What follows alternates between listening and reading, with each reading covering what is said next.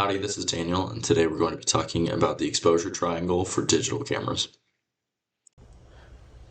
So the first setting we have is the aperture, which is the opening in the camera lens, or the shutter right here. And this allows light to pass through and reaches the sensor.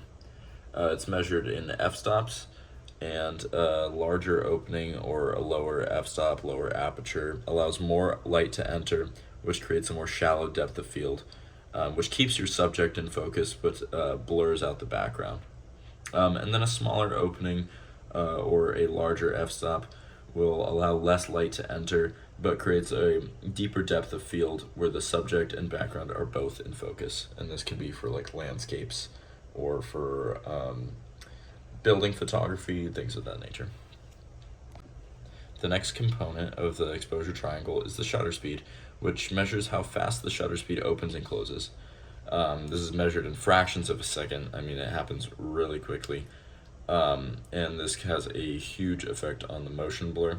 So a slow shutter speed will allow for motion to be captured, but you lose focus. So you could see like running water or bird wings flapping, things like that. And then a fast shutter speed, so it opens and closes in just a fraction of a second.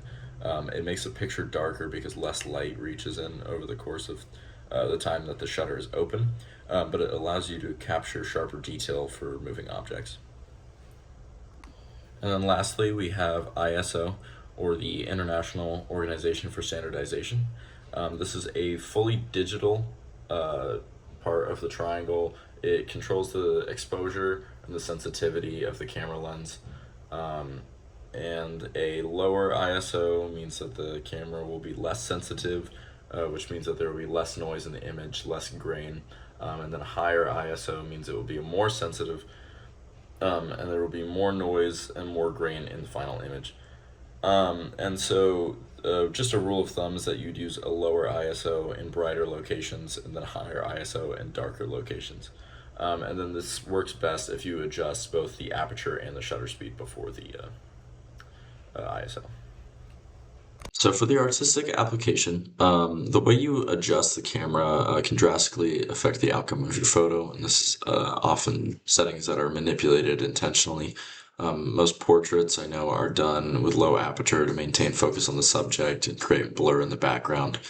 Another example is wildlife photography, which is most usually done with a fast shutter speed because it catches things in detail while they're in motion.